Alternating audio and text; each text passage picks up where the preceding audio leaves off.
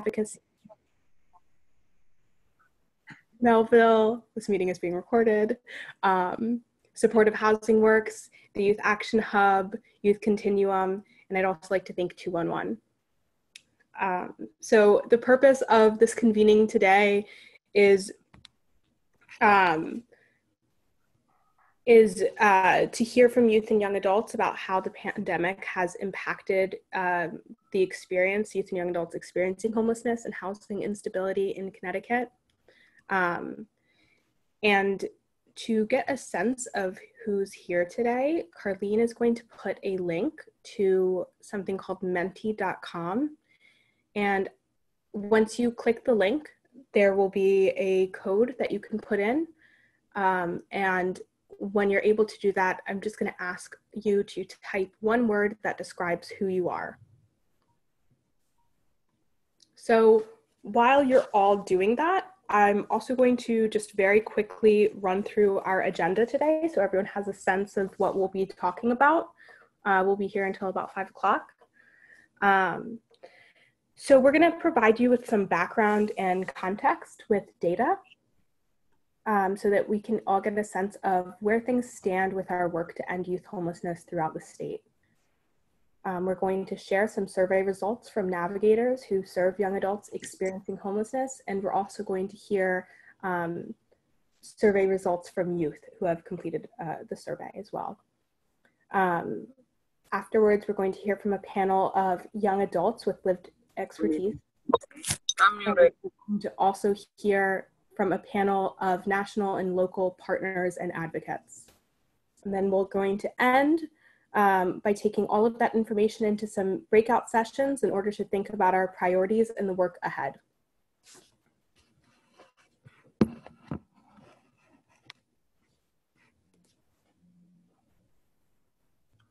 So I just want to give everyone a minute to be able to go into Menti and put all of, to answer that question, just one word that describes who you are. We're looking at so far what's come in. I see advocate is really big. Looks like there's a lot of advocates here. Problem solvers, that's good. Passionate people. Compassionate people and passionate people. Leaders. Paralegals. Some people who are confused. Hopefully it doesn't end that way.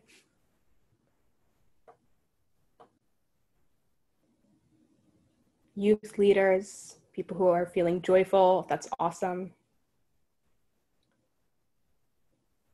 A lifelong learner, that's also awesome.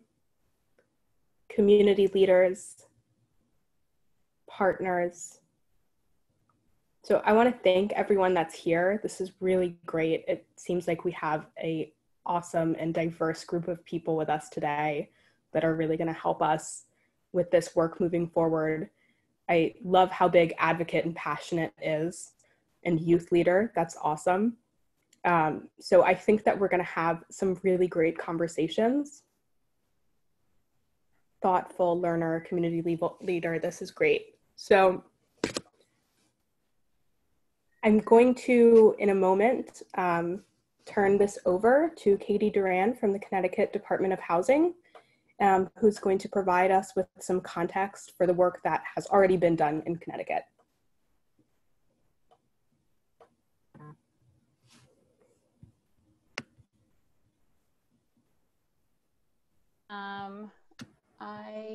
I was trying to make, okay, this is not my fault. I tried to make the camera work and it just didn't. I know I'm notorious for not actually joining via video, but I actually did try this time. So hi, yes, I'm from the Connecticut Department of Housing. I'm just going to give you a little bit of an overview of what we've been seeing. Obviously, not going to try to take up too much of your time, so I'll skim over some of the details. But to kick it off, we are looking at, we've been tracking inflow into our homeless response system in order to better understand how COVID has been impacting how many youth are entering into our system. So this chart that you're looking at looks at the number of young adult individuals who have been entering our system statewide for the past few months. And we compare that data back to our 2019 inflow for those months as well. And we do that because there tends to be an inflow trend based on month and season that we see year after year. So, looking at the data, you can see that we haven't, on a statewide basis, seen a huge increase of young adult individuals entering into our system. The difference between 2019 as well as the difference between January and February. Again, this is statewide data, so in a couple of the regions we've seen a little bit of a spike, but overall not a huge amount. It's unclear why this is. We're actually kind of surprised.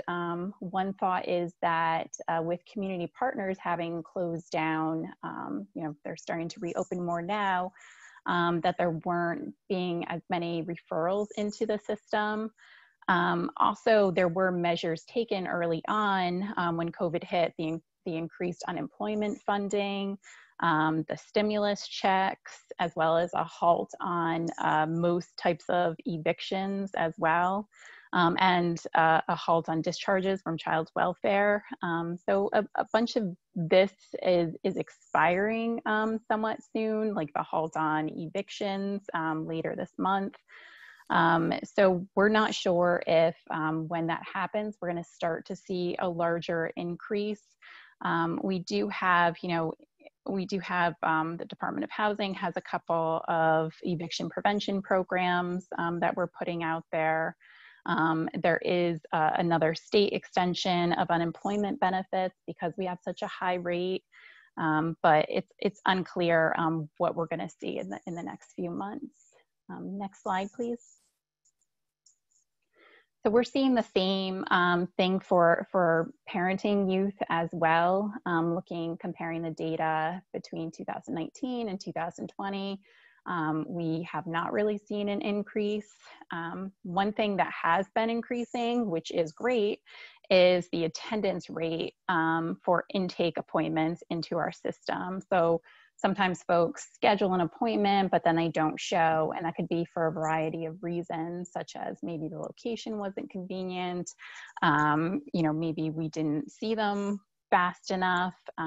So we have actually switched to doing remote intake appointments into the system to accommodate for COVID. And that means that sometimes there's just a warm transfer over, and sometimes it's a scheduled call. This has actually, been kind of a good thing mostly. And you'll see that that is true for young adult individuals as well. The attendance rate has improved, and as well as call time between contacting 211 to seek assistance and actually having your appointment has been happening quickly due to these remote meetings. Next slide, please. So that was looking at inflow. When youth and other populations enter into our system, service providers work with them to help find a creative solution to either keep them out of homelessness or to rapidly exit them out of homelessness. Really working with the individual or family, thinking about their strengths and natural resources and coming up with creative solutions together.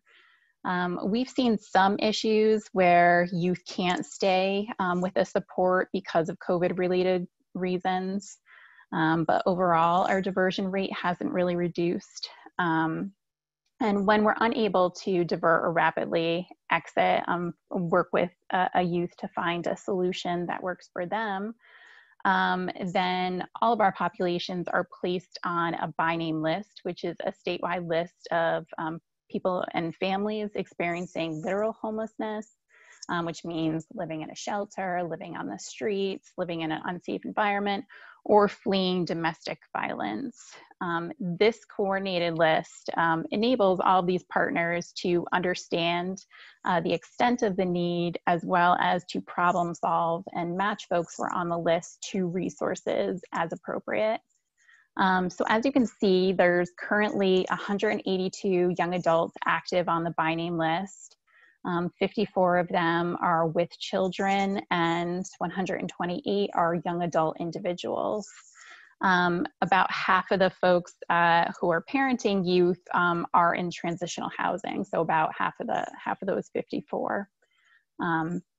We were lucky to receive a federal grant through the United States Department of Housing and Urban Development, and this was a youth homelessness demonstration program grant, which brought in a lot of funding to provide additional youth-specific housing assistance resources for most of the state. So we've been working the past couple of years to implement those resources. And thanks to those, we've seen a significant decrease in the number of youth who are active on the by name list. Yes, unfortunately, the number used to be a lot larger than 182. And we're also lucky that Fairfield County received a separate allocation of this funding, and they'll be implementing their projects this fall, which is great news. So what isn't great news is that the median days active on the by name list has begun to increase. So this means the time it takes to exit homelessness. We're seeing this for a variety of reasons. One is just working with landlords and the apartment search process. Certainly in the very beginning of the pandemic, it was a huge issue because landlords were afraid, youth and staff were afraid as well. And there was a reluctance to fill those vacancies. Since that time, the federal government allowed increased flexibility into our housing assistance programs. So this has enabled us to conduct remote apartment viewings as well as virtual inspections, which has helped to move along some of the, some folks get housed, but it's still challenging. I mean, there's technology challenges, there's limitations there because libraries and other resources that folks usually rely on have been closed, but are slowly starting to reopen. A lot of youth, once they get into like a rapid rehousing program, they have a phone by then, but sometimes early on, there's limitations with phone, there's ongoing limitations with Wi-Fi as well. Providers have worked to, come up with a list of cheap Wi-Fi options and where the Wi-Fi hotspots are for participants. The other challenge has been getting IDs. DMV has been closed for a while and is now open by appointment, but then it's been a little bit of a struggle and wait for people to get those appointments. There was limited bus schedule for a while. In addition, again, getting back to the fear, there were some youth who were just not comfortable doing the apartment search and really leaving where they were at to go out and be looking and viewing apartments or looking for employment.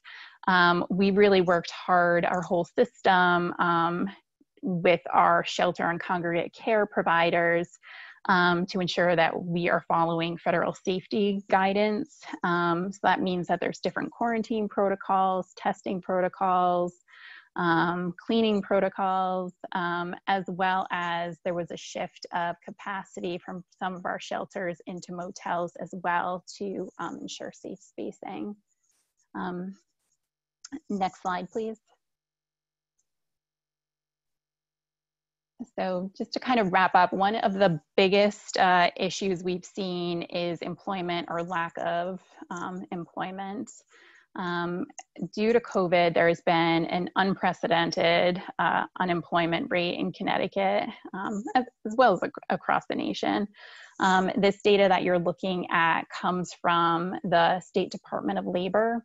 And so as you can see, back in March 2019, there were 386 20 to 29-year-olds who filed an initial claim to receive unemployment benefits.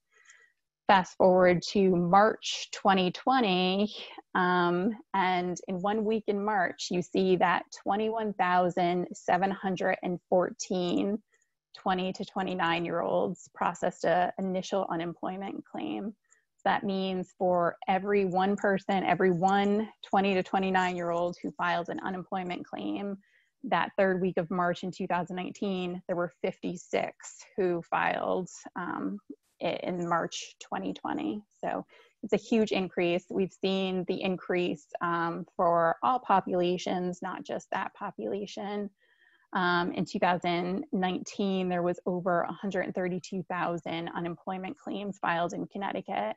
In just 2 weeks in March, over 150,000 unemployment claims were filed in Connecticut. So that means in just 2 weeks in March, we surpassed all the unemployment claims from 2019. And the 20 to 29-year-old age range saw the highest number of unemployment claims out of any of the populations. So it's been a huge, that's been a huge struggle. I mean, youth have been furloughed or laid off from employment. A lot of the job partners, the American Job Centers, Job Corps have had limitations where they were closed and now they're operating remotely. GED courses and other job training centers have been closed. I mean, the good news is that stuff is starting to reopen. The same with employment. We are seeing an uptick in job ads that's enabled a lot of our youth. We're seeing more youth within our programs able to gain employment. But then there's still a big childcare struggle for those who have children. You know, due to the daycare limitations. I mean, childcare is always an issue, always a limited resource, but it's even more so during COVID. For a while, there was an issue with food assistance as well, due to partners being closed and the lack of employment for youth. So we've worked to really ensure that folks have SNAP, and now SNAP is doing delivery for in some cases, and the food pantries have started to open up more as well. So, you know, things are, you know, there were a lot of struggles the past few months, but things are positively progressing. The unemployment trend is starting to, you know, at least for the initial filings, is starting to decrease. But again, going back to that initial slide, we're not really sure what kind of inflow we're going to see when some of the other preventative measures start to dwindle. So that's sort of where we're at. But I want to say that folks, both youth and the service providers, have been very creative and innovative during this time. So overall, I'm very optimistic. Thank you. All right, thank you so much, Katie. Now we're going to hear about the results from a recent survey from Carleen Sharmalus and from the Partner for Strong Communities, and Marina Marmoleo from DreamKit and Youth Continuum.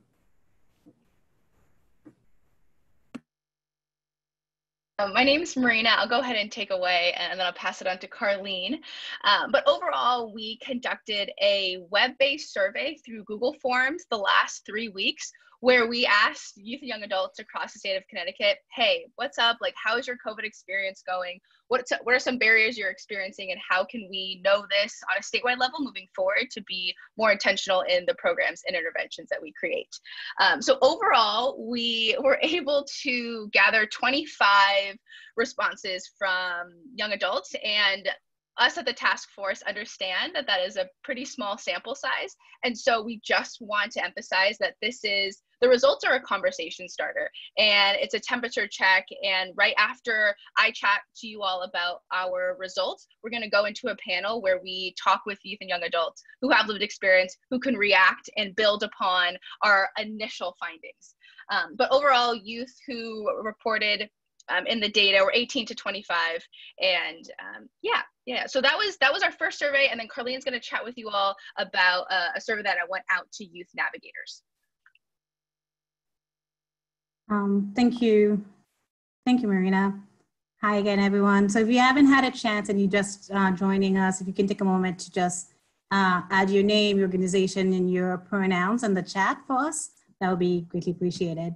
My name is Carlene Chamos. I am the Reaching Out Campaign's project manager at the Partnership for Strong Communities. And before going into my survey, into the survey result, I just wanted to thank Katie for a moment for the information that she just shared. And over the past couple of years, there has been a lot of system change that has allowed the wait time to appointment, as well as the call wait time, to be reduced. So, you know, how can we continue to keep the system change going to help continue this momentum? So going back to the Youth Navigator survey, Youth Navigators, for those of you who may not know, they are providers that work directly with youth and young adults who are experiencing homelessness.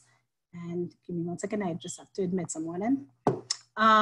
And the last time I checked, we had about 11 young youth navigators in the state of Connecticut.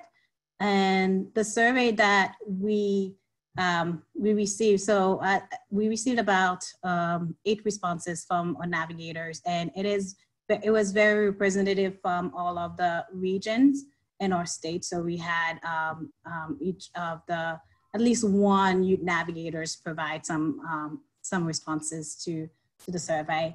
And in the first question, as you can see in table 1, we asked youth navigators, what do you see to be the current needs of youth who are, of your clients? What do you see to be the current needs of your clients, specifically due to COVID-19?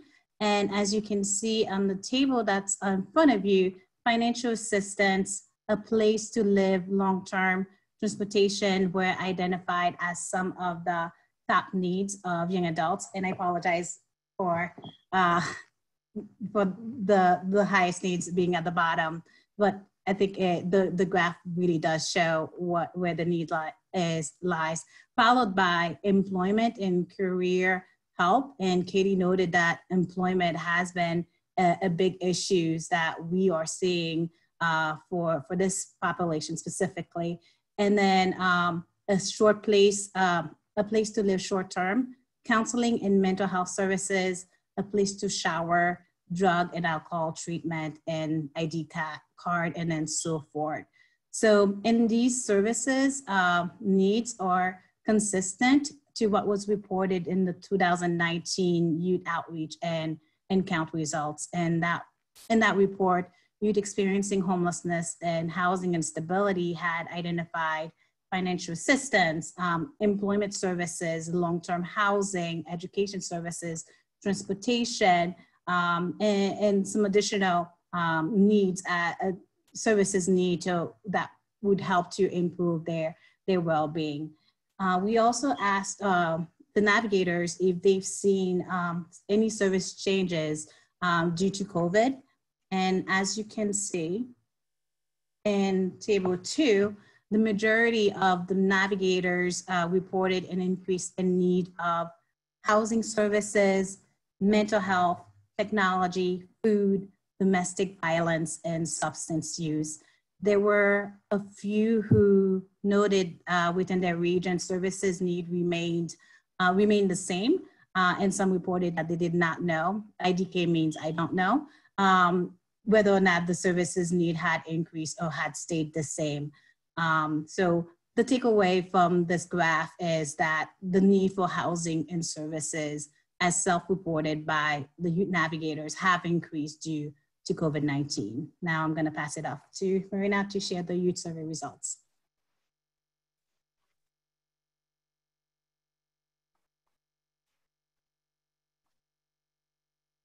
Majority of folks who filled out this survey identified as Black or African American at 72%, and while 20% of young adults identified as Latino, Hispanic, or Spanish origin. And again, the survey went out to 25 youth, and 25 youth responded, and they were between 18 and 25.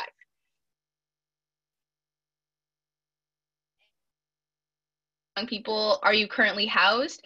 88% flat out no, and then 4% said kind of. So we're looking at about 92% of young adults who are unstably housed when we enter into more of these questions. Just keep that in mind that 92% are very much at risk in an unstable housing situation. Well, where did you stay within the last 30 days? And a lot of youth responded that they were in an emergency shelter, including a hotel or motel paid by someone else. And that someone else could either mean state or local funding, or that can be a friend, an acquaintance, someone who they had just met. So acknowledging that those could be different, but a lot of youth are staying in an emergency shelter and or hotel. Secondly, youth said that they were staying in a spot not meant for human habitation. So those were the two biggest responses from that question. Okay, what and how has your situation changed due to COVID? And this is when I'm talking about this, it's the pie chart up top. I want to make clear that 100% of youth said that their situation decreased and worsened in some way, shape, or form. The options available were, increased a little bit, increased a significant amount, stayed the same, and then just worsened dramatically, worsened a decent amount, or worsened slightly. And so everyone who was filling out the survey responded within that second half. Meaning that their situation had decreased in any way. So, I mean, it makes sense with the themes and the narrative of what we're talking about, but just to put some data behind it, that everyone's experiencing some level of decreased situation. And then secondly, we asked, have you experienced any of the following during COVID? And a lot of youth have experienced either at risk of eviction or eviction itself. Also with family violence, substance abuse, or someone in your home abusing substances, and then also being physically abused or beaten. And so again, this goes up to more national trends about how increase in violence in the households and in other social interactions are increasing everywhere, especially within our youth and our vulnerable populations. Asked, right now, do you know what you need to improve your well-being? And I know this is kind of small, so I'm going to go ahead and read out the top 3 themes. Youth said that they needed 1, a place to stay long-term. So again, this makes sense with what Carlene was saying before and Katie before. So they need a place to stay long-term, financial assistance, again, with unemployment, and then thirdly, counseling, some sort of mental health services. So we ask youth, okay, do you know what you need to improve your well-being? And then, Carlene, go to the next slide. We asked them, have you tried to look at services that are around these topics that you just identified that you feel like you need? Majority of you said, yes, I have tried to access services around these topics. And within that category of youth who are accessing services, we asked them what barriers they faced when trying to these services. And a lot of them said, and this is my last slide as I wrap up, that they did not want others to know that they were unstably housed. And I think that's really interesting, especially in the world of COVID and everyone's using more technology, that we have a really unique opportunity. If youth are saying they don't want other people to know that they're experiencing homelessness, we have a unique opportunity to use technology and use that anonymity and get creative in terms of privacy so that we can be administering services to youth through more private channels to get them what they need, but also not kind of like outing their housing unstable status to everyone else. So that is exciting, and in which we can be creating more intentional solutions down the road. Also, when talking about barriers, a lot of you said they just didn't feel safe. I mean, that makes sense. Global pandemic coupled with everything else that's going on, safety is a huge issue. And as service providers, this is a theme that actually came up in the New Haven Youth Action Board. To when people are coming in or you're talking to them on the phone, ask them, do you feel safe, right? I mean, that might seem intuitive, but a lot of young people just really want to be asked that safety question. And so I wanted to put that out there and make sure that we're all remembering that that's huge right now in terms of safety. And then the third theme, another barrier is that they just didn't know that services were available to them. So again, getting creative and outreach. I know it's hard finding youth and young adults wherever they are, but just being creative in how we're getting that message out.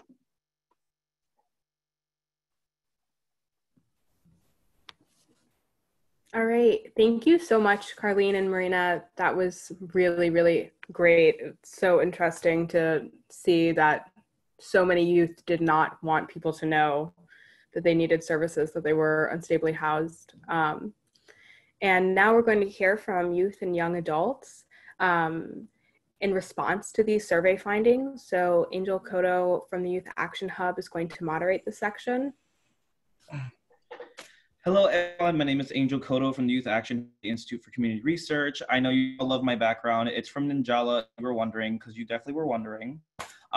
My conversation channel we're gonna be really asking people to respond to this data, because like Nina had highlighted that, yeah, it's a small sample size, but we young people here with lived experience who can talk from their experiences and the experiences of their peers on how accurate is this data and what are some of the next steps that we need to be looking at. And so I'm gonna be introducing Kiara from Fairfield County's Youth to Lead Change, Alex and Tania, who's also from the Youth Action, as and then Veronica Andre, who's from the Youth Continuum's Youth Advisory Board.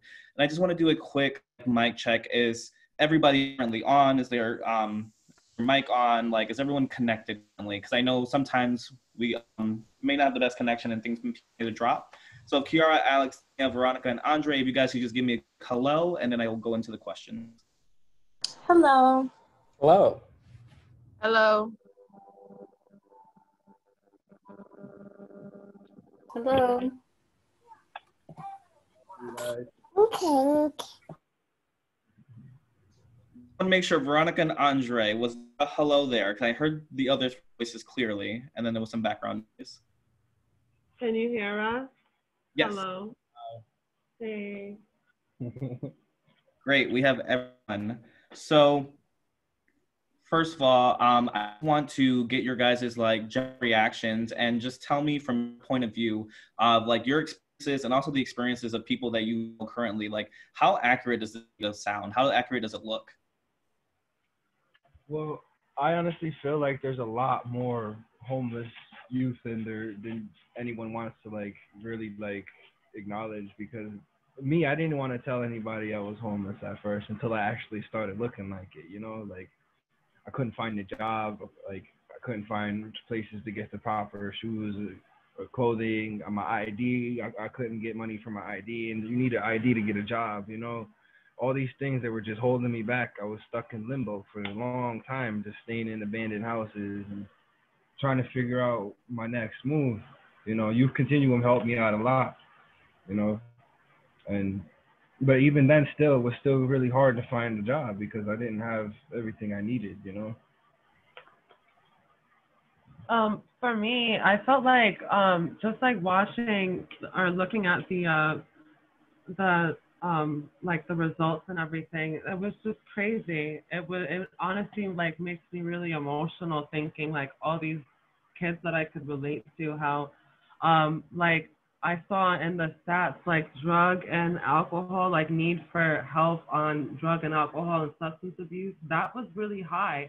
And that's something that I've personally been through, you know, and how it's all like connected, and the family violence and did not feel safe. And it's like in one way or another, it's all connected. And just looking at how many other people were going through like almost the same exact, it's like almost they were, all the high things were like all the things that like I chose in my survey, you know, and it's just really, I don't know, for me, COVID it's really affected me in a great way because I started collecting. I got Section 8, and I'm doing really great. But I could only imagine what all those other kids who were going through what I was going through. But now in COVID, it's probably so much worse. I could only. No shelters open. I see there's tents put up in downtown, and they're all sleeping under the tents in downtown. Like, and they like, there's people that they were once homeless before, then now are not. They'll go and bring them food, you know.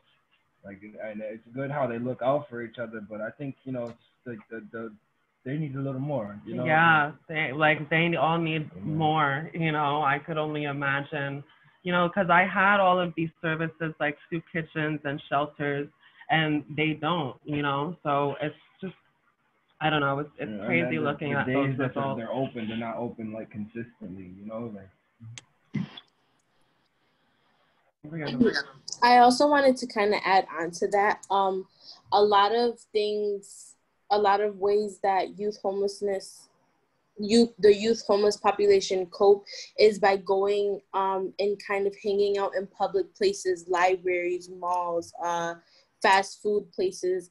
Some people have to keep up with their personal hygiene in public restrooms, and with COVID going on right now, things like that are no longer an option. So imagine just walking aimlessly on the street with little to no relief. You can't go into, and it's the summertime, you know, you can't go into like a public place and you know, take a seat down in some air conditioning or go to a library. Even if you go into public places, even if you're supposed to be in a public place and you're a customer, you're being rushed out of there before you may be able to go into somewhere and ask for a cold cup of water on a hot day after you've been walking around all day. Now, a lot of places aren't even doing that. They're only giving out bottled soda and bottled water. So, and you have to purchase that. They're not just going to give you a free water bottle. Maybe somebody out the kindness of their heart, but a lot of times people don't like to do that because they feel like it'll make them come back more and become more frequent around the business and stuff like that. So these are all things that, and then back to what you guys were saying, whereas, okay, so then on top of that, there aren't shelters, there aren't those other reliefs and supports that 211 was offering and stuff, you know? Alex? Yeah, so I think the original question was what we think of like the survey data, stuff like that. Mm-hmm. You know, granted, there was a limited response, and I think that's due to COVID and how difficult it is to get in contact with people right now in general. And I think that limited response has affected the responses a bit. I think that we have data from people who are a little bit more easily reached. For an example, we know that youth are highly likely to be couch surfing. For example, that's what I'm doing right now. And the survey data doesn't really reflect that as much. So I think that we should hold this data with a grain of salt, that we don't have the broadest of answers for that kind of data. Overall, though, when it comes to the questions of like, have you tried to access the services around these topics and what people said were barriers, stuff like that, those seem very accurate to me, like the not wanting other people to know that I was unstably housing. It's embarrassing. There's a pretty large stigma in America in general about homelessness, that, you know, if you're homeless, it's your fault. And oftentimes that's not the case. So I that's part of the reason there. I thought something that was also slightly could be off and accurate was the substance abuse by someone in your house or yourself. I think that data is showing overall for people during COVID, people are experiencing higher dependency rates for that. So I think that we should estimate that being a little bit higher as well. But yeah.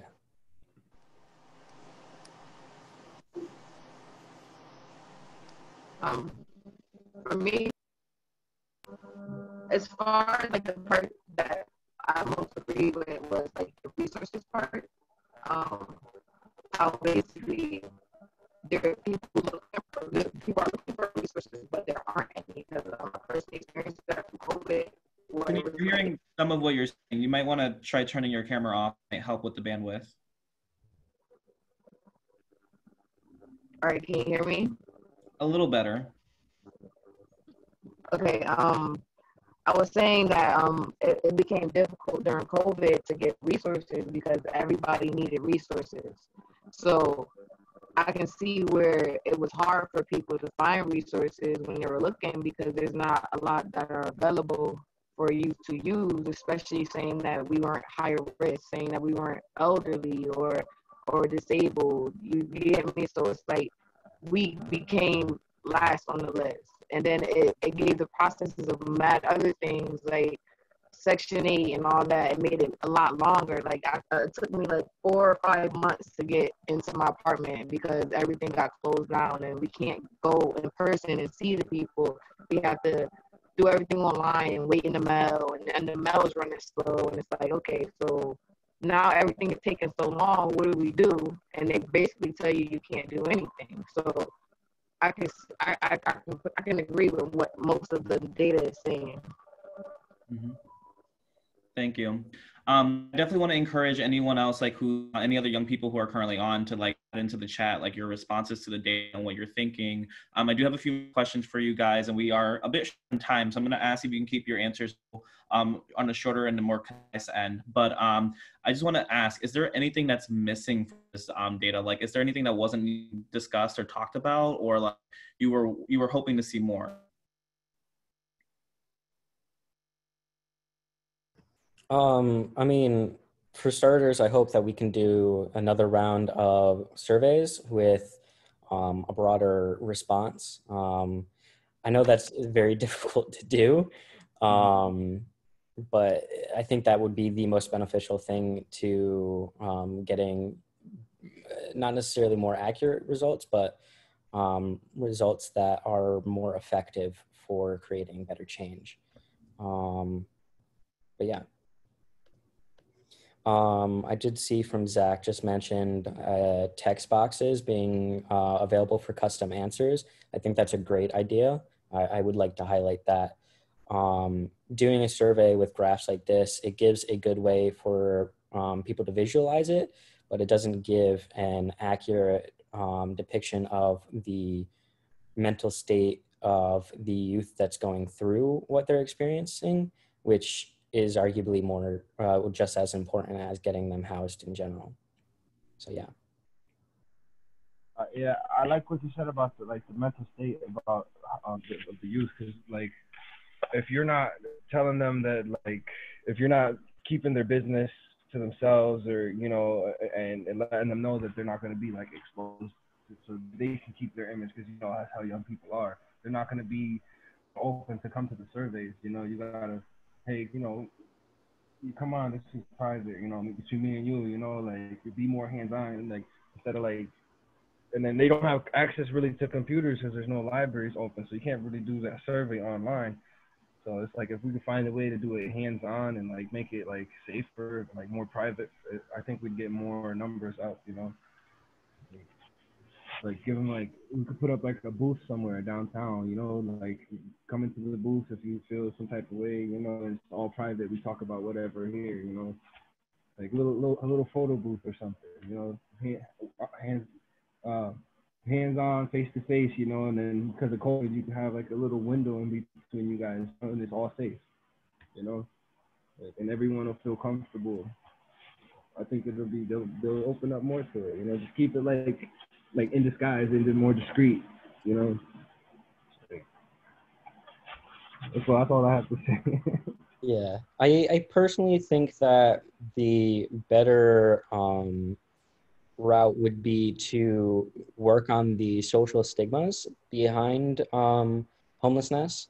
I know that's probably a bigger task, but in the long term, having people be more willing to talk about their experiences in homelessness and housing instability will have us get more answers that are clear and rich with, you know, data, stuff like that. But yeah, because, you know, we see on these charts that the biggest reason that people aren't seeking help, aren't talking about, you know, what resources they need, stuff like that, is because it's embarrassing. You know, and all these other things that they're prevented, that are causing them to not want to talk about their experiences, those are in some cases, you know, a side effect of it being a social stigma. In other cases, you know, it's not. And it's the cases that are, you know, genuine things that need to be changed and aren't, you know, issues that, you know, people just aren't asking for help because they're embarrassed to or something like that. That is areas that we can, you know, effectively create change, because we can't make people ask for help, you know. It's not, you know, realistic to say, hey, you need help, go ask for it. But if we make it say, hey, like, it's not an embarrassing thing to ask for help, more people are going to ask. So our overtime, I want to, one, thank you guys for just being amazing and all the things that you guys had to say. It's really good information. It's really helpful. I definitely want to give Veronica, Kiara, Antonia a quick moment to add, like, what is, like, either the most important thing or something that was missing. If you guys could do that really quickly, because we are over time. I'm sure my colleagues won't mind if I waste another minute, but Veronica, Kiara, Antonia, if you want to just add one quick more thing.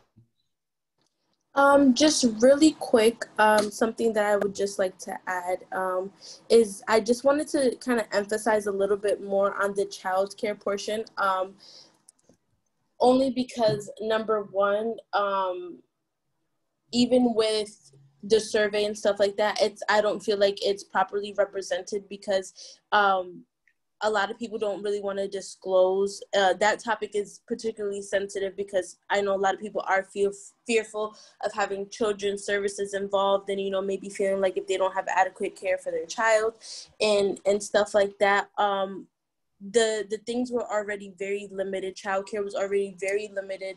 Affordable childcare comes very far and few. I mean, for example, me personally, I have housing assistance, and even with childcare assistance, it comes out to more than what my monthly rent would be. And if you think about it, with the specific rental assistance that I have, it's 30% of my income. So now on top of that, I have childcare that's way surpasses 30% of my income. Even if you get care for kids, you still have to pay a portion, and then they're very picky and choosy and stuff like that about certain things. So I actually had to quit my job and just stay at home with my son, which a lot of people do not have that luxury and cannot do that. And I was fortunate enough to be able to use some of my savings and then collect some unemployment benefits, but I was able to stay home with my son. So I just wanted to emphasize that childcare is a very big thing. Veronica or Antonia, anything really quickly? Yeah, I just wanted to basically emphasize on the fact that we just gotta find basically a way to get to the youth that is different from the way we've been doing before. Because it just seems like most people don't know how to get the resources, or when they do get the resources, they're drawn away because of the way the system is set up and because of the lanes that they have to go in order to get the things done.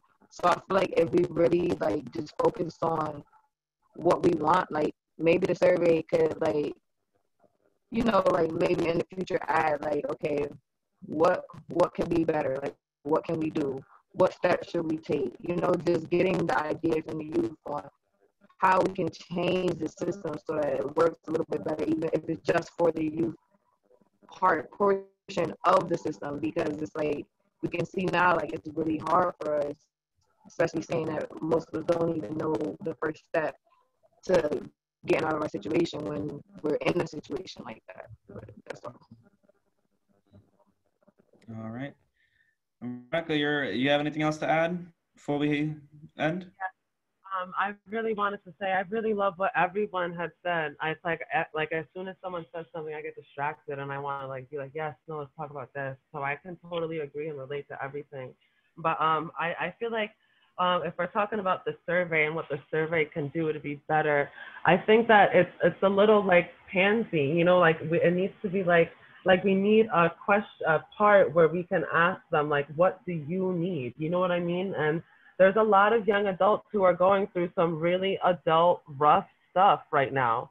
And it's not even like don't even sugarcoat it. Like what do you need and how can I cater to you? And, you know, like ask them specifically. Like I know like there's like stuff like sex trafficking going on and the drug and the emergency shelter and just like there's a whole lot of like, and there's a lot of young adults with kids too. Like we're all going through really, really adult rough stuff. And like, what do you need? You know, like every person is going through something that's so different and so, you know what I mean? But there's something for them. You know what I mean? Like there are answers and there's ways to, you know, we just gotta figure it out. I don't know. I really like that idea about adding that like personal question. I think that would really help. You know what I mean? I think that would really help. I'm going to leave it at that because I could just go on for hours. But thank you guys so much for inviting me. I wanted to say that too. I really, really appreciate being here and having this chance to be able to speak for people who are in my position. You know, I'm really happy to be here. Thanks again. And thank you guys so much for being here. You guys are really powerful and you guys have so much important information that people need to hear. I had one more important question about race and equity that I'm going to throw into the chat for everyone to respond to, because I think that's something important to talk about, but we're very over time.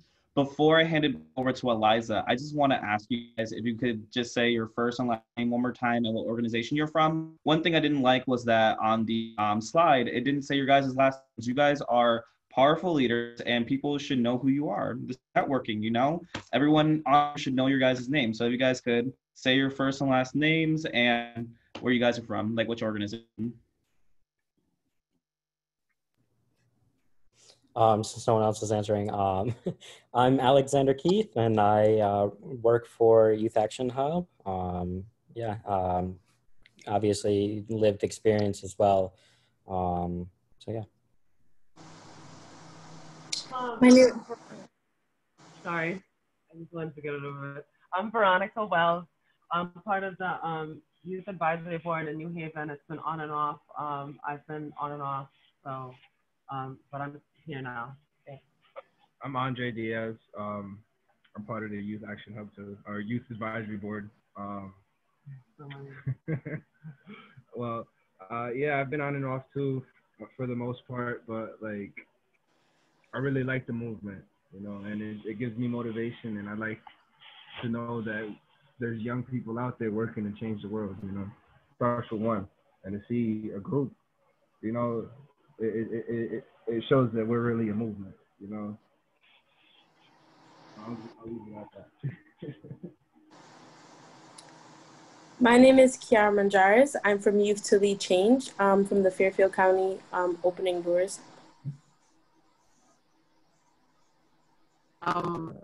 My name is Sania Banks. I'm from the Youth Action Hub, the Youth Action Council, and the Youth Speaks. All right, thank you guys. And I'm gonna hand it back off to Eliza to in the next panel. Thank you all so much. That was really incredible. I really, I just feel like so lucky to get to be a part of this and to know some of you and work with some of you. And it's just really amazing to see how willing all of you are to share some really emotional and some serious and scary life experiences. And thank you all for doing that and for being so honest in response to the survey results. You all are just really incredible partners, and I'm just really, I feel really lucky to work with you all. So now we're going to hear from some providers and advocates. Stacey Violante-Cote from the Center for Children's Advocacy will moderate this panel. Thanks, Eliza. And Really, truly, thank you to all of the young adults who spoke here on the panel, who've been talking throughout today. I really liked what Andre said about it really feels like a movement. And I get myself emotional thinking about that movement and the power that you all have. So thank you. All right, so we have some terrific folks who are also going to add to this chorus here today. And I'm going to ask the panelists here to introduce themselves. I'll just call on you real quick so you can say who you are and where you're from. So we have two folks from outside of Connecticut, two national folks. We have Sherilyn Adams, if you want to introduce yourself.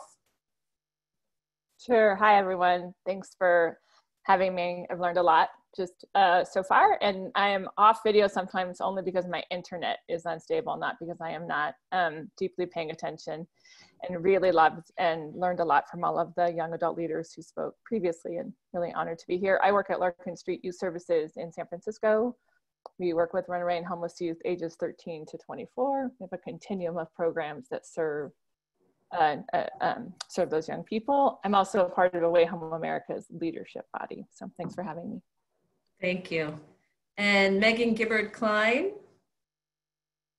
Hi, everybody. My name's Megan, she, her pronouns. I'm the director of Away Home America. We're a national initiative to build a movement to end homelessness, and to know and love many of you. Glad to be here. Thank you, Megan. Turning to our Connecticut folks, we have Zoe Melendez. Hey, I'm Zoe Melendez. I am a young adult housing navigator. I am also part of Youth to Lead Change, and I have lived experience of homelessness as well. I just got housed in May, so I'm super excited. I'm talking from my couch. Yay! Yay. That's me. Thank you. Great. Thanks, Zoe. You just met our beloved Angel Cotto. And Angel, you want to just say hi again? I don't know where he went to. Well, you've met him. Hopefully he'll join us again. Maybe he's on mute. I can't see his face on my screen. He'll be back. And then we have Kathy Allen.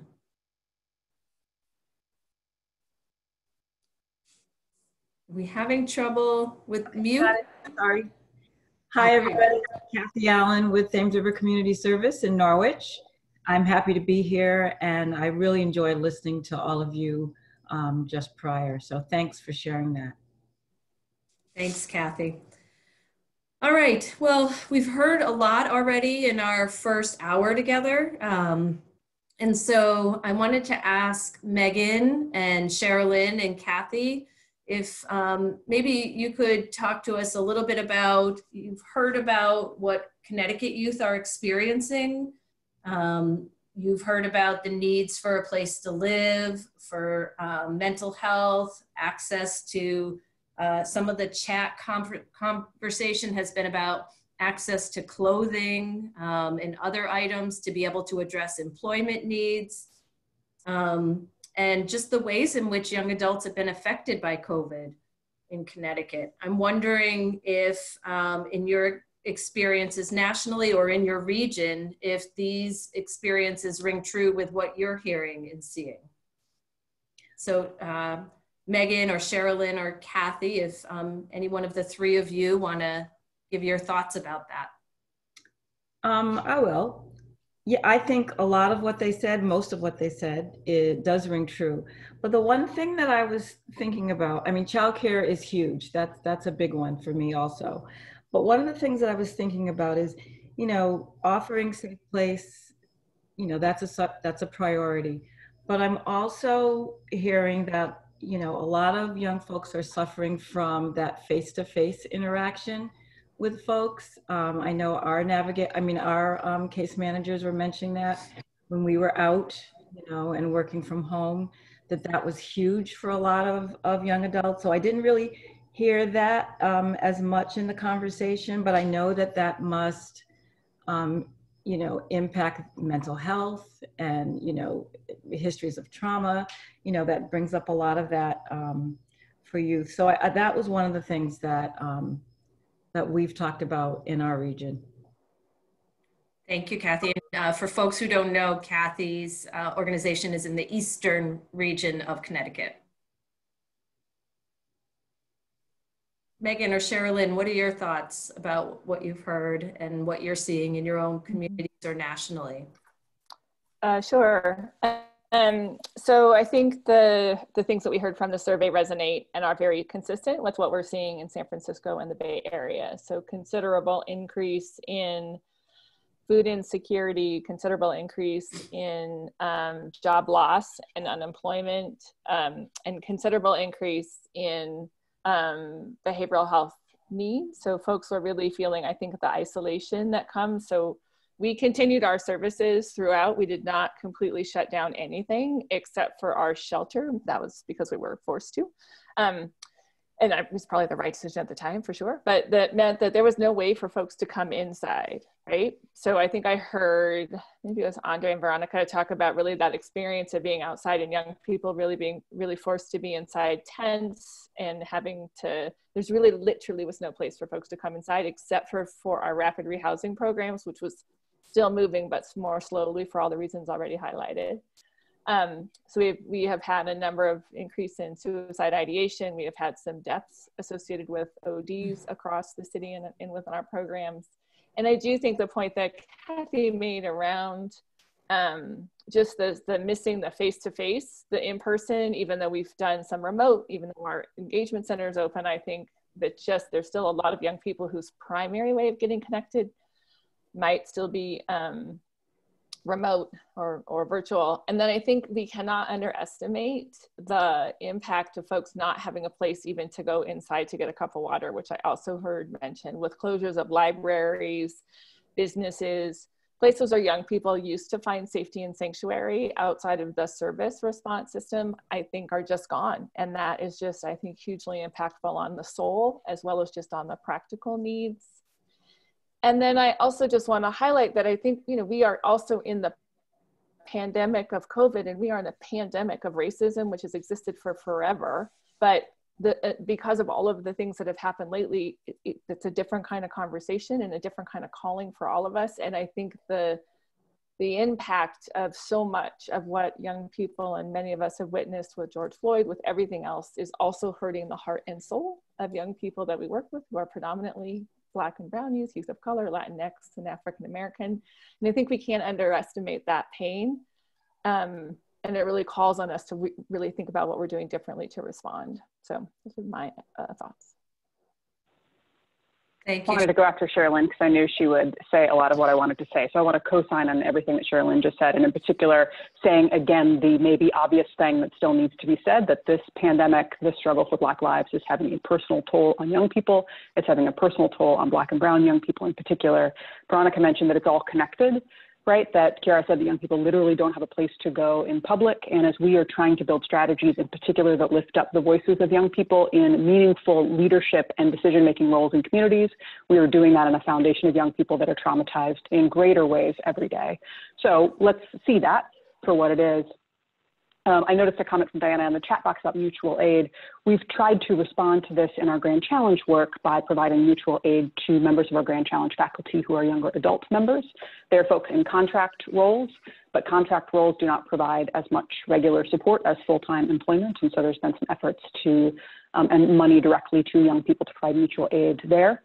And I want to say another obvious thing and then pass it back to you, which is that the remote working ways that we respond to the pandemic, way that we respond to trauma around police violence, all of that is a tremendous privilege in some ways in a crisis response field. So young people have fewer resources to draw on to take care of their own wellness.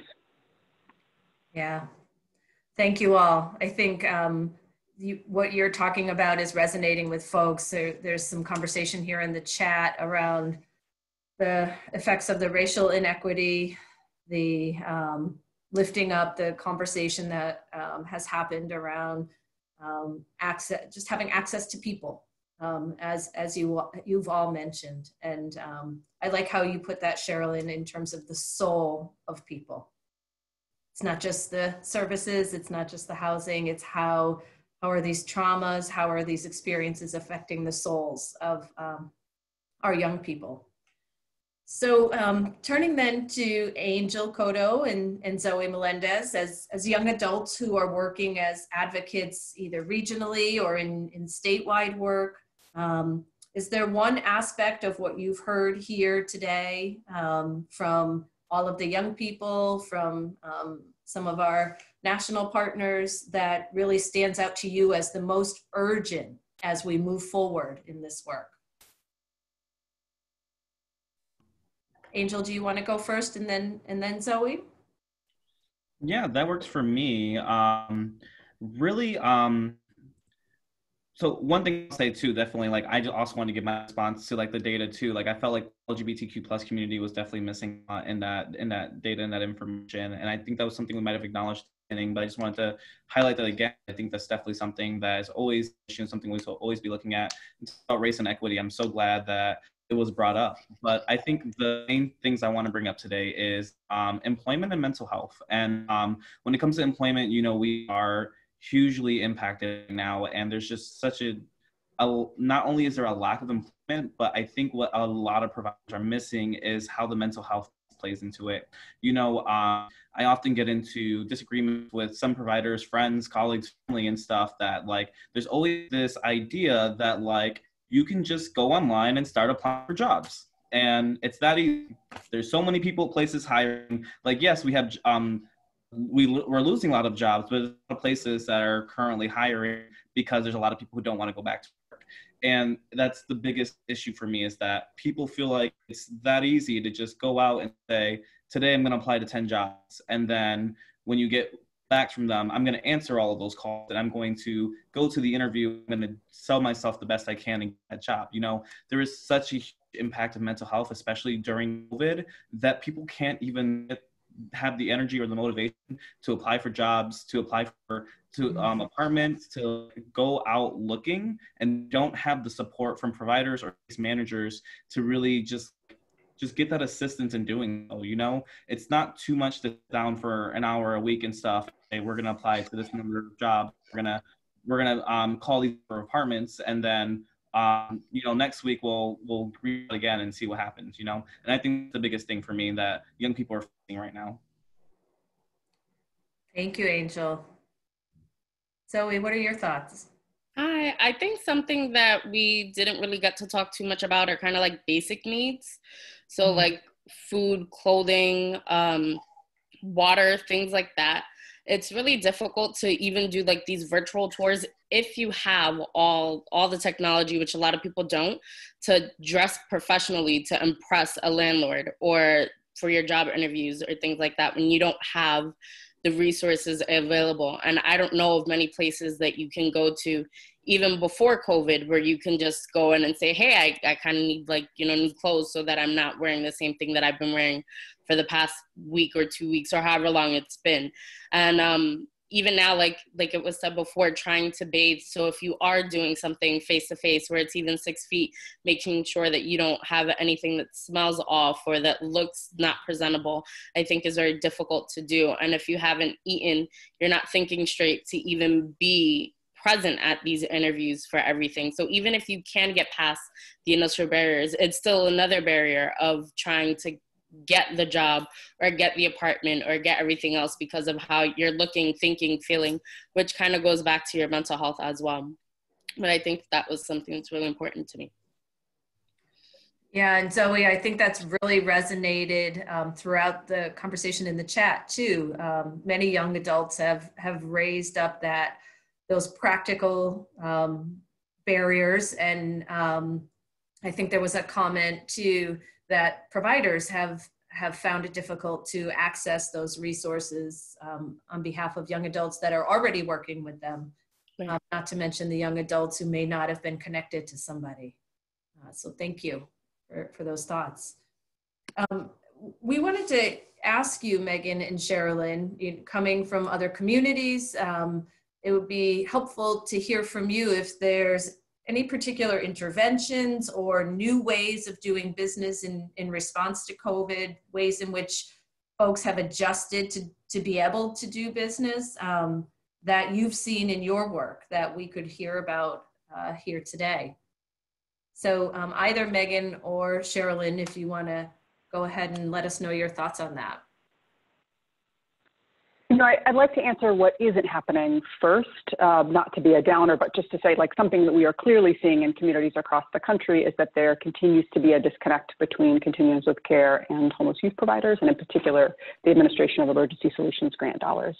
So I think your question is a good one. How are folks adjusting? Where are their resources? And I think that that is something that is different in Connecticut. So continue to lead in that way, if my understanding is true, but that by and large, communities are not receiving those emergency solutions grant dollars, which are COVID grant funds to support young people directly. That's a problem. And it's a problem we're trying to wrap our arms around on the national level. Tania mentioned the deprioritization of young people in the public health response. Again, that's something that we're seeing across the country, and I think there's new information that's emerging, both about the overwhelming impact on young people in a mental health way, in a day-to-day way, the overwhelming impact on Black and brown young people, but also that young people are at risk of getting and spreading COVID. So there was sort of an initial story about folks that are most at risk and needing to provide housing directly to those folks, and our understanding has evolved. So our message and our funding needs to evolve as well. So that's something that's not happening, and I'd love to see examples of that happening well.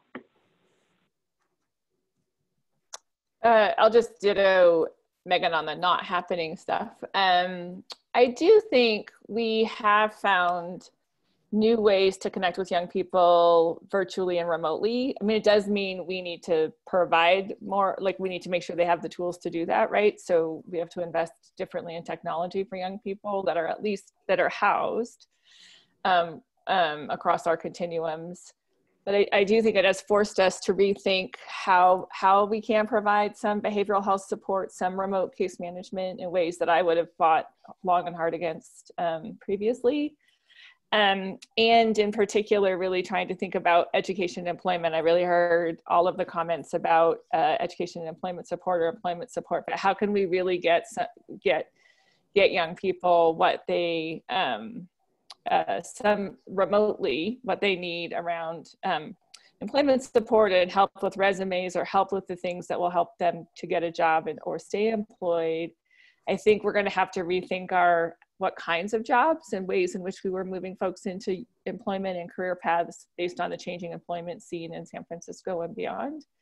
And I think we've been doing, the behavioral health team at our site in our organization has been doing a great job of connecting with staff and with young people and really trying to think about not both about crisis response, but really how do we build in much more preventative work in the ways that we can, like how do we really reinforce wellness and try to connect with folks differently, whether that's art projects or we have in our program, but whether that's things that folks can do that we can get to folks, art supplies or whatever, to be able to meet the needs better. And I've heard of some really cool stuff happening around young families with trying to deliver and support on educational supplies and stuff that folks need for school-based work, as well as delivering of other kinds of services, even in groups for folks that are remote on the family side and young family side of the services in San Francisco. So I think it's teaching us to do some things differently.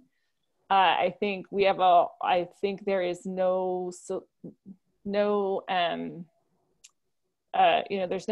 no substitute for an in-person experience, particularly when you're trying to build trust with folks who are still outside or in really untenable situations. So I think that is something we need to build and do better.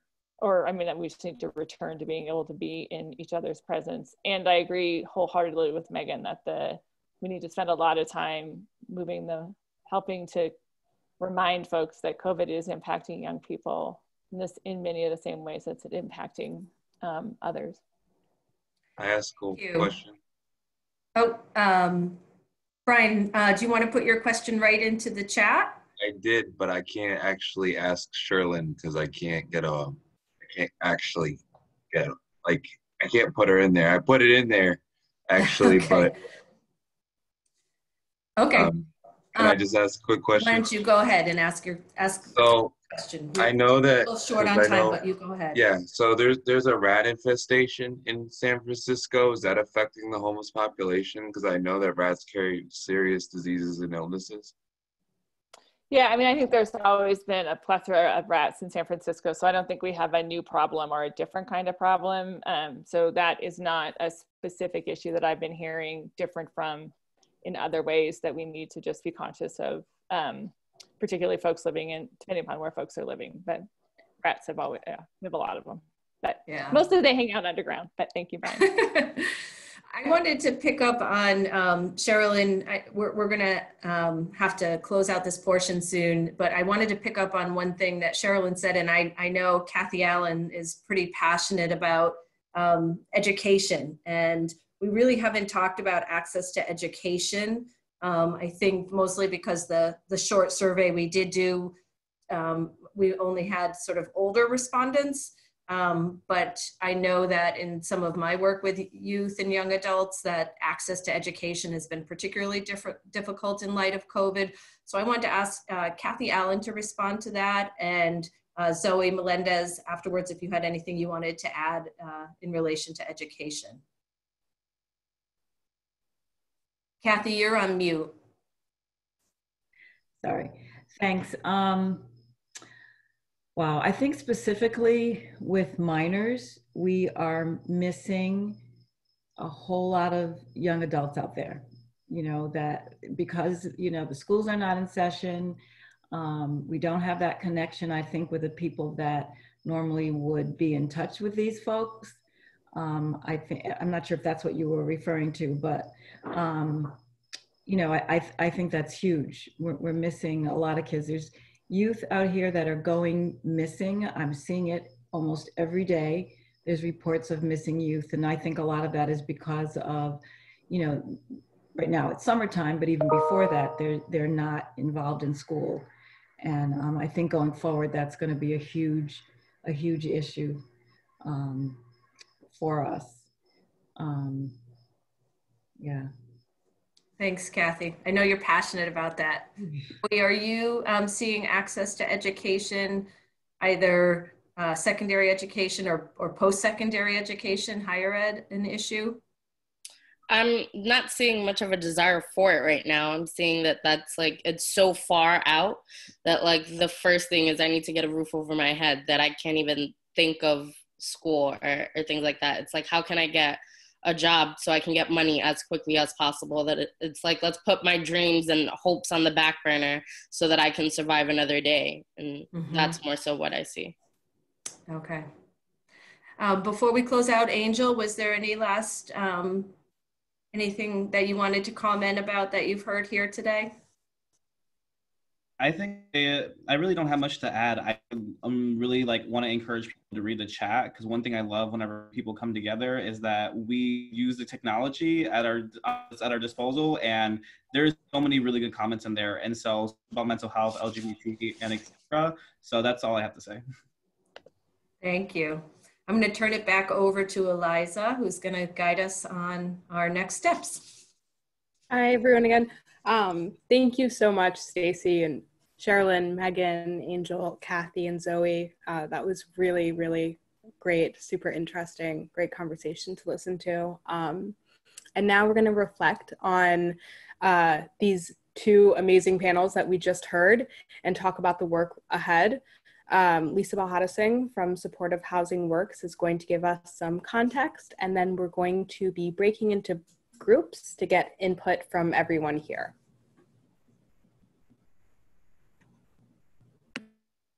Thank you, Eliza.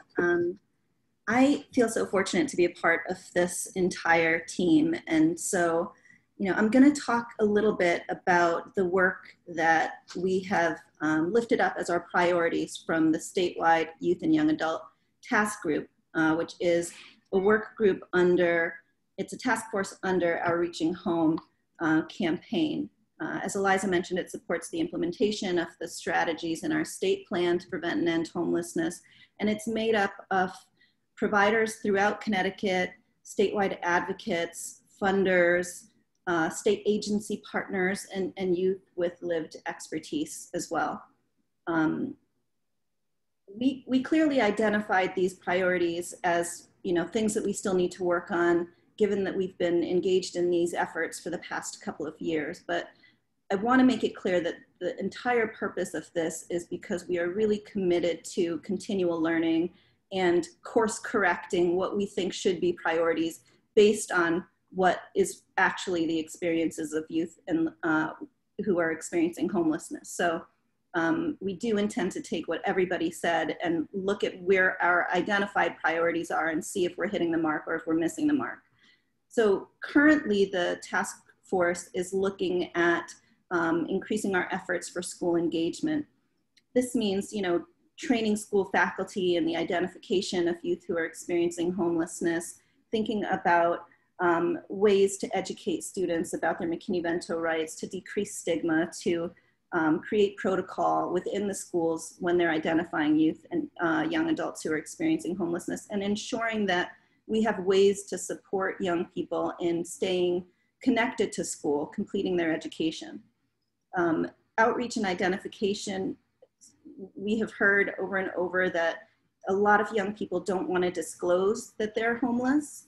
There's stigma associated with it and shame. And so we have to do a better job of really figuring out where young people who are experiencing homelessness tend to congregate, how to engage with them in different ways that are more appropriate, more youth-friendly, that are limiting the stigma, respecting confidentiality, allowing young people to maintain that anonymity, whether that means using social media, more mobile outreach, but this is one of the areas where we know we really have a lot of work to do.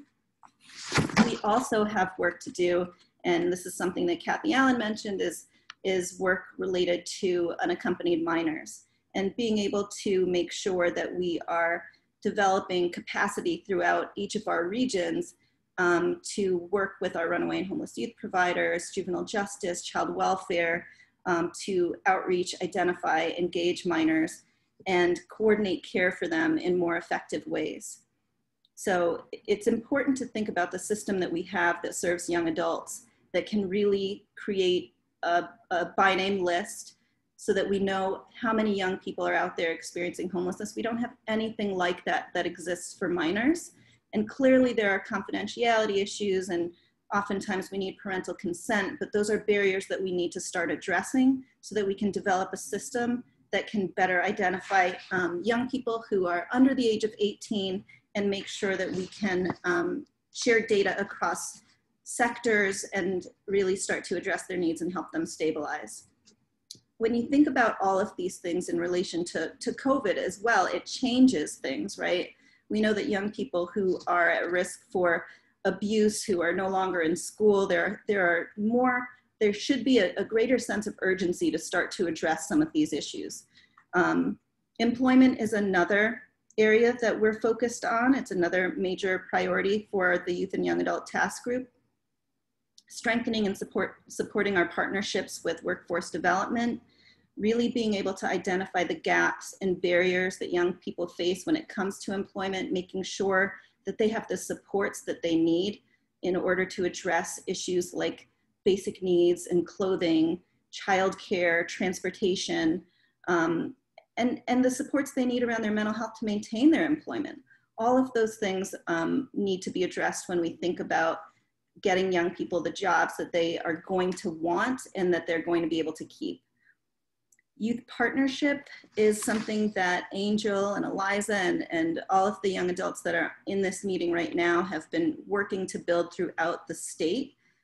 We do have good representation in some communities, but not all.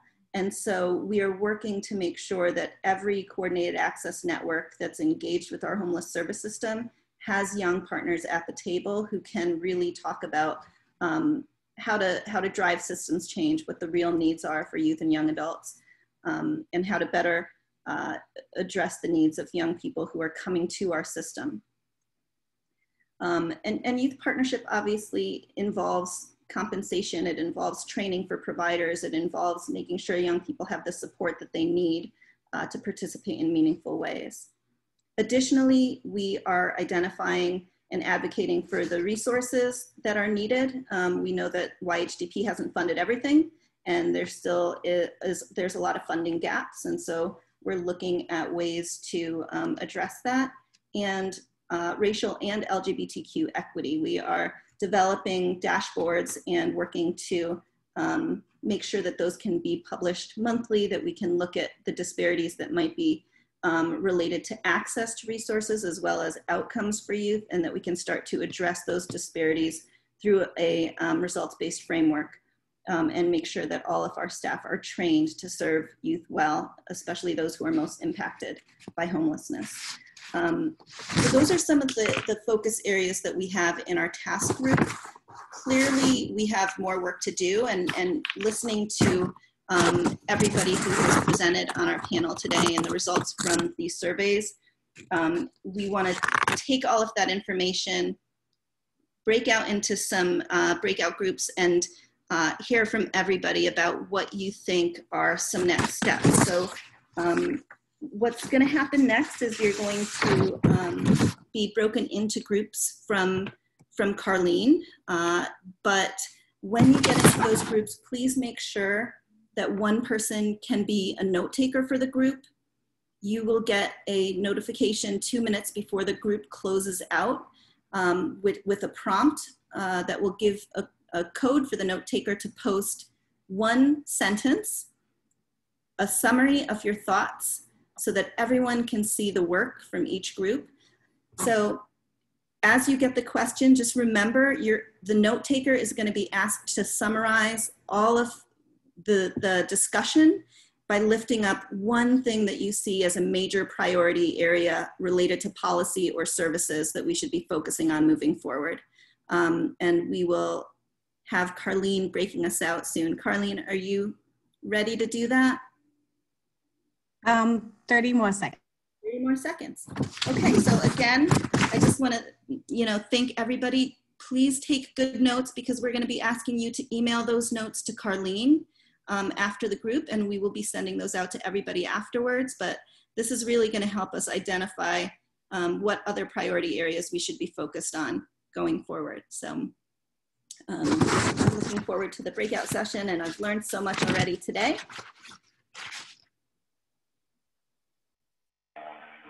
By the way, I wasn't able to get the code for my breakout group, so I'm just emailing the information. What's going on? Oh, okay. Let me add it right now. If you guys have that one summary, you can. And Carlene, I put it in for our group for Zach, because it seemed like there was a issue. So. Let's go. If you could mute yourself, that would be great as people are joining us. Yeah, I got disconnected from the breakout group. Yes, I noticed. I noticed that you had to jump back on again. I apologize for that. Yeah, I don't know how to get back on. We're back. We're back to the main group right now, Veronica. So we lost Eliza too. I don't know where Eliza. I went to another. I got put in another breakout. You group. Ditched us. I know. Sorry. She wanted to be on the winning team. What's that? Ew. You guys put me with people I don't even know. Threw me in the Shark Tank, man. I know nobody. I think I knew an Aaliyah or something. You made a lot of new friends, Brian. Come on. Do you know how many groups there were? How many statements are we waiting? We had 8 groups. 8 groups. Okay, so we've got half of them so far.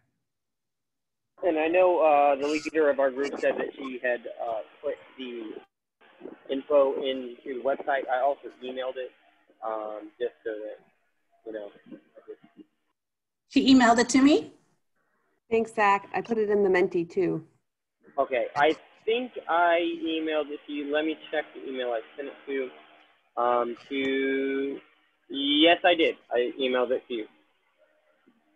Okay, so just taking a quick look at these, I don't know why those 2 middle ones are kind of scrolling up, but the need for more technology, because I think technology can address things like employment search, education, social connections, telehealth, all during this pandemic. It seems to be a critical point of connection for young people to all of the things that will help them pursue certain goals. Also increased capacity for outreach, which is great. That is one of our priority areas, better collaborative efforts between organizations and communities. Unrestricted financial support is something that came up in our group as well, related to basic needs. Mental health, which we heard over and over and over again today. Childcare, community building, access to affordable housing, yes, racial justice, safety and drug addiction, racial discrimination. So those are some of the things that will be lifted up after this work group. We really appreciate the feedback, and housing, of course. I want to make sure we have enough time to wrap up. All of this feedback is really important, and I appreciate everyone's participation in the breakout sessions. I'm gonna pass it back over to Stacy and Alicia. Thank you, Lisa. I'm Alicia Woodsby with the Partnership for Strong Communities. We staff in to support and manage the statewide Reaching Home campaign, and just want to make sure everybody knows that this recording will be shared with all of you, and we'll also be synthesizing all of the notes and sharing that information with you as well. What we've learned today, for me, and I think for many of us, has been extremely meaningful and very powerful. I think we've had some real and critical feedback and ideas that really can help inform our planning moving forward. I would like to invite all of the young people who've been part of this today to help to lead the next steps in any way that they would want to do so. And so we would very much welcome your leadership and partnership in thinking about next steps, whether that be another survey that was discussed earlier, or potentially helping to help us or direct us in how best to maybe manage another event like this in the future. So we welcome that and invite that. And if you'd like to express your interest in that, or just your interest in getting more engaged, either at the statewide level in this work, or at the regional level, please email Carlene from the Partnership for Strong Communities. Her email is Carlene, C-A-R-L-I-N-E. She can put it in the chat. Carlene at pschousing.org. And she can help to get folks connected with information, connected to the regional youth engagement team groups, or with any of the other task groups that are advancing this work, and help to follow up on any of the feedback that you have. So thank you so much. This was a real, I think, critical step for us. And Stacy, did you have anything you wanted to say? I think I just want to lift up a few pieces that came through today that are, I don't know, maybe nuances that to the work that we hadn't directly articulated before. So in particular, we talk about employment a lot. We've had some statewide efforts around it. We've had local efforts around it. I think one of the things that I heard today, and nuance that sounds like it's really critical, is this access to be kind of employment ready, which was around clothing and footwear, and ability to shower and have basic needs, which would lead to sort of an employment readiness.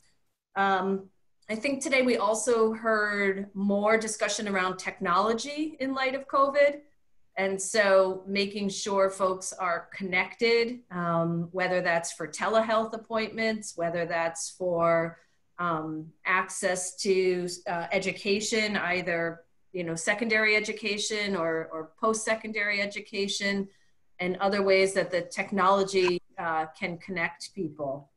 I think we heard a lot about childcare, and I'm not sure that we've really figured out how to address the needs for young adults and parents, young adult parents, in terms of being able to work and being able to participate in any educational program because of childcare issues. And I think the only other piece that I would lift up is a lot of discussion around outreach, and that is articulated in the work ahead, but really just wanted to make sure that that's emphasized because of the need for reaching out to folks either through technology, or we talked earlier about how people are missing that in-person connection. So before we close today. Can I just add, I'm so sorry, I forgot that we were going to add our themes, and I did write mine down. Oh, go ahead. Say them. But the three things that really lifted up for me were the discussions around just overall well-being, mental health, and substance abuse, and the service needs that I felt like really came through today. The social stigma aspect I felt was very clear and very powerful, as well as the racial inequities and the need for racial justice to be a focus and a part of the work and the strategies and the impact that it's really having on the well-being of young people of color. I think that came through very strongly. So those were along with everything that you just said. So. All right, before we close out today, we have one last mentee for you. I'm going to turn it over to Eliza, who's going to guide us on out. All right. Okay, guys, so we've got one last mentee today. Carlene is going to provide the code on the screen. The question is, after participating today, what is one thing you feel like you can do to have an impact on ending youth homelessness in Connecticut? So I'm going to give all of you guys a moment to put those in. While you're putting it in, I just want to say one last thank you to everyone. This has been incredible. As a young person with lived experience of homelessness, a member of Youth Lead Change, it's just amazing to help guide this conversation, to witness the incredible conversations and youth partnership that have happened. Reading all of the names that Angel just listed, I'm reminded of how many young people are here today. It's incredible. So I just want to thank all of the partners, all of the young adults, everyone who's here, listening, participating, helping to organize it. It's been great. So a couple of answers that I'm seeing, I'm just going to read as they pop up. Listening, raising the voice of young people, advocating. I see a lot of elevating youth voice, continuing to share your voice if you're a young adult, decreasing stigmas, being more present, listening more deeply, be dedicated, be innovative, listening, caring, connected, lift up, oh, that one keeps disappearing, communicate the urgency and work to get more resources, continue to raise up the voices of young people, connecting, providing education. These are incredible, and they're all so important. I hope that everyone is feeling energized after today. I know it was a lot. I know we went over a lot. This was a long meeting. But I hope that this shows us that we can all do something to continue this work. We all have a big hand in this work. So I hope that we're feeling energized. I hope we're feeling confident moving forward. And like Stacy said, there will be some things sent out to you, including recording notes. And yeah, thank you all so much. Thank you, everybody. Everybody was amazing. Have a great day. Thank you, everybody. Thank you. Thank you. Thank you, everyone. Thank you. Good day. Thank you. Good day, everybody. Y'all have a good one. Bye-bye.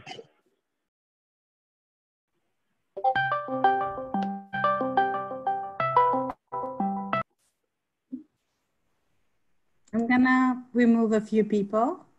No, we can just stay on. Yes, if you guys have a minute. 5 o'clock exactly. Holy moly. Yes. We made it. That was good. Wow. Okay. I'm just forcibly removing people right now. Nothing personal. Thank you for coming. Goodbye. Bye. Oh, It is one more. Kim can stay because I can't to get her out. Kim can stay. She's part of the team. Oh my God, guys, that was amazing. We can't hear you, Stacey. Awesome job, you guys. Woo! Oh, I should probably stop the recording.